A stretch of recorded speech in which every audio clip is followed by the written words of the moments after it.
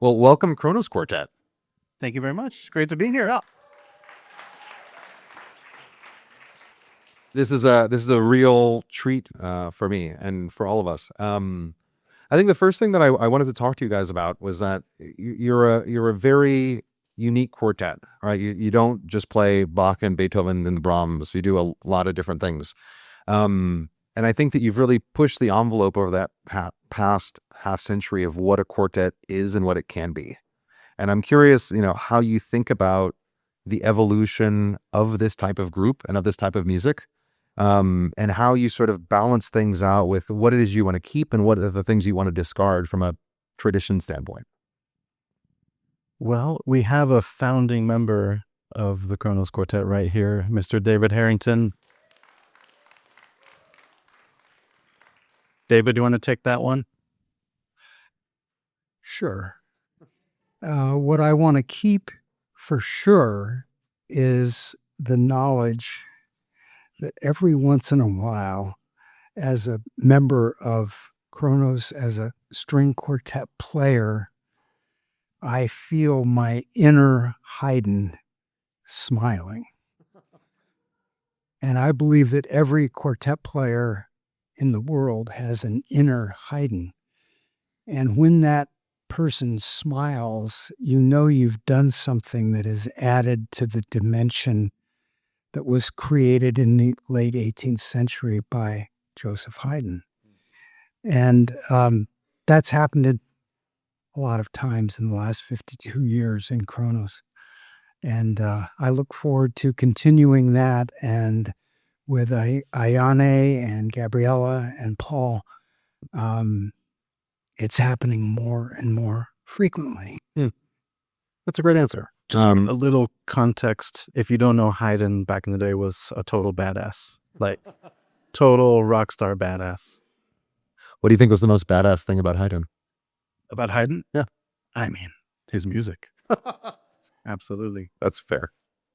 I don't know if you guys were able to hear some of the conversations we just had, but we were talking a bit about AI music and the sort of evolution and development of it.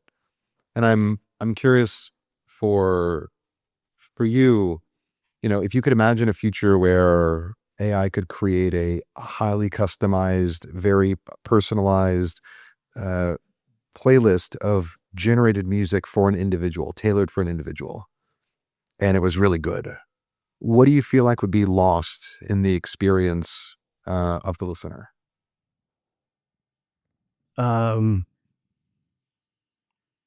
Everything that Kronos has been working 52 years to establish.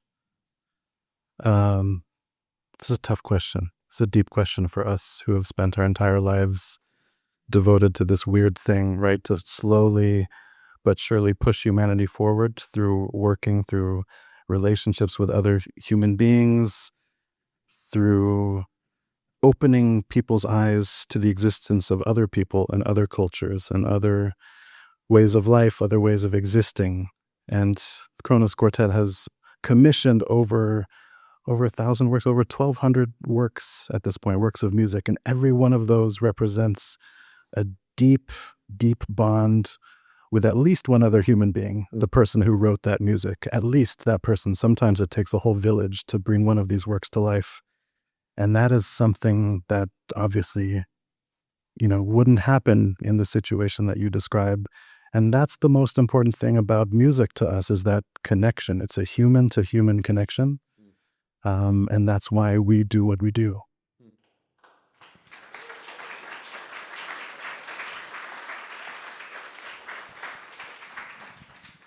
One of the things that I love about what we do is Kronos is always discovering what's new, what's out there. And in this spirit, I think the last week, Paul and I,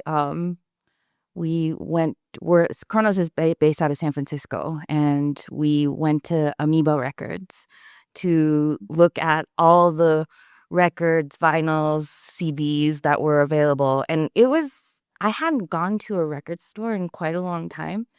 And I am totally, I have totally been in a place where I have needed music fast and something gets generated. AI generates like, we think you might like this. And I know that that's like a very easy way to absorb music. When we were at the record store, I felt kind of paralyzed for a few minutes because all of a sudden I was like, I know this band, I know this band. I don't know any of these other bands. Like, I've never heard of them. How do I know if I will like them? How do I know if they're good? And then as I was kind of paralyzed in the record store, I was like thinking about how, well, first of all, good music is so subjective because it's good to me. It might not be good to you. It might be good to you. But that's something that you have to discover for yourself and make an opinion about. And after kind of sifting through for like an hour and a half through all the records and being like, you know what, I'm going to try this. I would really, I'm going to go home and listen to this.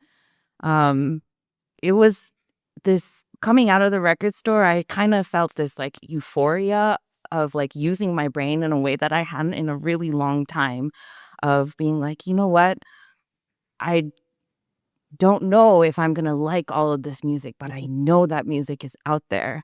And what a beautiful thing to know that all this different kinds of music is at my fingertips to experience. And I'm the one that chose the music that I want to listen to. And that was very empowering to me in a world right now where things are moving so fast. Yeah, and just to sort of add on to that, I think we all as humans, we do tend to be creatures of habit, and maybe that is, AI is definitely in its infancy, and who knows where it will grow in ways that maybe will be surprising and exciting for us as musicians. But at the moment, I think it's like one of the things with Kronos is like these for myself, like my own habits of like the music that I run to when I need it the most has completely changed with this world being opened from being part of this group and being part of this community of musicians. And that's something that's so beautiful. And I think all of us have had that experience before where it's like, oh, like I really love this one thing, but oh my gosh, can you believe I just saw this like Jasper Johns today, or like, something that it was not what you thought you liked. And all of a sudden it opens a door into a world that you had no idea existed, that was created by artists. And like, what's more beautiful than that and more special and exciting? That's a perfect segue to my last question, which is you guys have commissioned, like well over 1,000 works, which is an insane number of commissions to have. Most groups are like, I'm going to commission one and maybe two, and you guys are just like, we're going to go all in on these commissions for all of the commissions. And so I'm curious, I mean, how you think about sort of using that platform. Like, I'm sure you have countless composers that approach you, right? And there's a lot of thought that has to be given to, who do you bring in, who do you sort of bring up, in this sort of human connection between the composer and the performer. How do you think about that ecosystem that you guys are creating?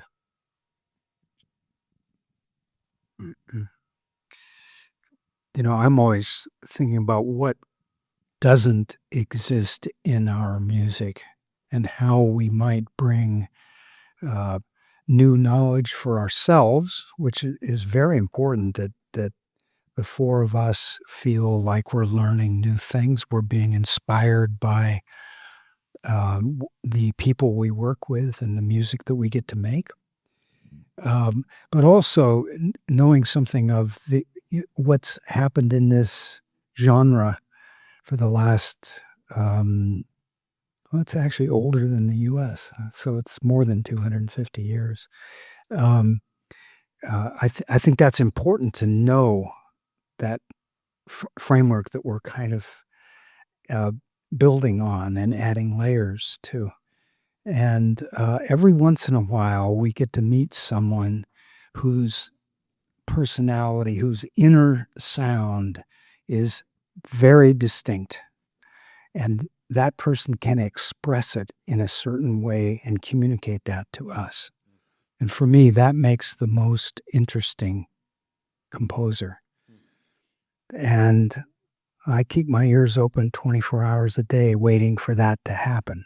And if you do that for 52 years, you find a few people out there that...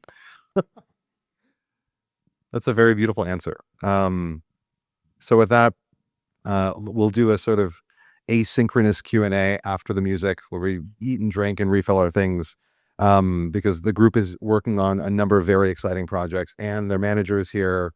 I highly recommend, she's standing right back there. I highly recommend you talk to her, you talk to the group. There are multiple ways to get involved. Some of them are money, some are not money, but they're awesome people and they're working on incredible things. So we're really looking forward to the performance and thank you all for being here. Thank you.